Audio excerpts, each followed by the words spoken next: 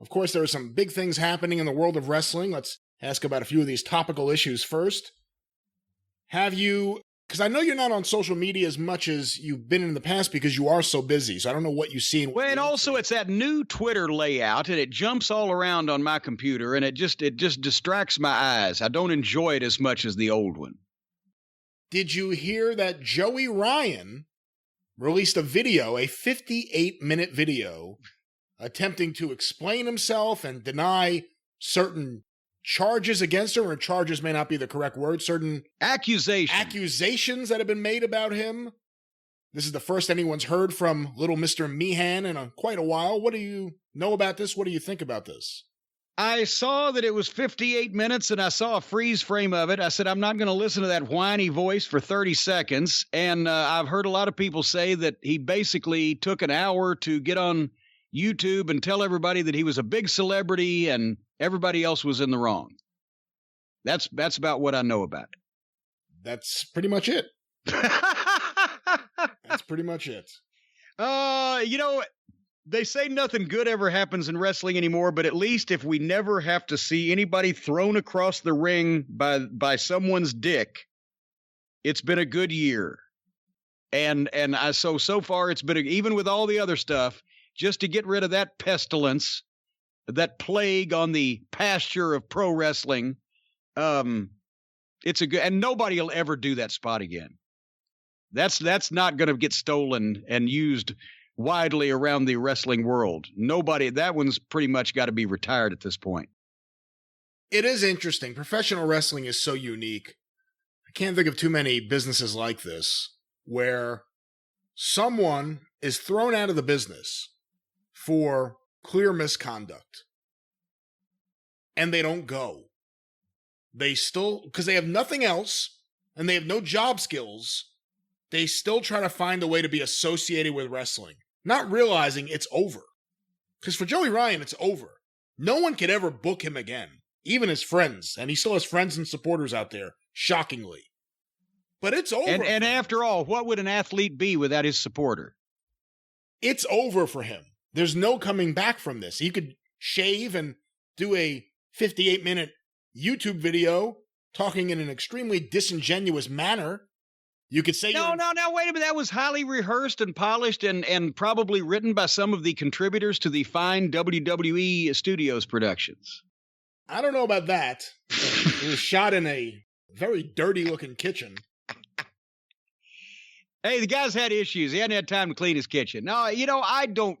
As long as Joey Ryan, we don't have to see him in a wrestling ring anymore. I don't care what the cause is. It was embarrassing and it was a fucking shame, and it always has been, and I'm surprised people tolerated him that long. And from what I've heard from a number of people who have known him for a while, they're surprised as well that people tolerated him for that long. And, as far as his charges and accusations, I don't know anything about it. I don't care whether he's guilty or innocent or whatever, as long as we do not have to see that half-baked brown and serve roll covered in pubic hair attempting to be a professional wrestler. And now we need to line up a bunch more of these. I don't know if any of them are guilty of misconduct, but boy, they sure ought to be run out of town on a rail for bad wrestling.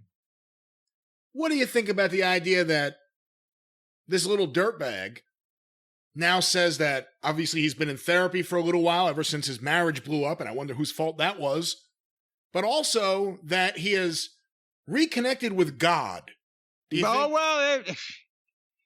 There you go. What did I say about Shawn Michaels? It's always the same. As soon as somebody fucks up so bad that nobody on earth wants to talk to them, they start having a real close relationship with God. And that's supposed to make them a babyface. No, all that makes you to me is somebody who either deludes themselves into believing that there's this fictitious man, invisible man in the sky who's going to make your life better, or you're lying again, trying to babyface yourself to people because, well, if I'm on God's side and God's with me, they can't say anything bad about me. Well, I can, because there is no fucking God. Just get the fuck away from us. Now, another part of this video, besides the accusations, where he goes through all these accusations, and there's so many of them, talking about what he thought versus what all of these women thought happened. By the way, I take the women's side on these. He also says that apparently in his Impact contract, it said he couldn't be fired for anything he did before signing with Impact. Wait, what? According to Joey Ryan, his contract with Impact stated, I'm going to try to find an exact quote here. Impact never reached out to him. He claims his contract says Impact could not release him for anything that took place before signing. And he says all these accusations happened before he signed with Impact. Wait, okay, first of all, I've worked for the WWF, NWA, WCW, Ring of Honor, TNA. I've done contracts and I've signed contracts and I've had guys sign contracts. I've never seen a contract in wrestling that says, oh, we can't fire you for anything you've done before you started here. I've never seen that. And how would you bring that up? Hey, when you're doing my contract, make sure you write it in there that you can't fire me for anything I've done up till now. What the fuck? That's insane. Why would you put that in a contract if you were a company? Why would you ask for it if you were a wrestler without throwing a red flag? Why would you agree to it if you were a company? Why would something like that ever even come up? I've never heard of that before in my life. And if that's something they did just for him, wouldn't you have smelled something cooking if somebody asked for that? It will be something if he decides to sue Impact, because you have to think of it this way. What position there was no other position they could take. They can't have this guy back ever again. They can't feature him on their TV show. He's done. He has to understand he's done. Even with his little Southern California buddies. He's done. He's finished. Done. As Gorilla Monsoon used to say, stick a fork in him. That would have been good anyway, even if he hadn't been cooked first. Stick a fork in him. The Young Bucks edited every Joey Ryan clip off of their Being the Elite show. They went back, because again, everyone they've ever done? Every single thing they've ever had him on. Apparently he was on a bunch of those shows. And remember, fuck, what do they got, a full-time staff of editors for their little YouTube fucking play show? They're only working one night a week. I mean, well, they have plenty of time. Yeah. But remember, they propped him up. All these guys rallied around him when people like you were coming out and saying what a piece of garbage he was and how awful what he was doing was. They had penis druids on All In to celebrate Joey Ryan.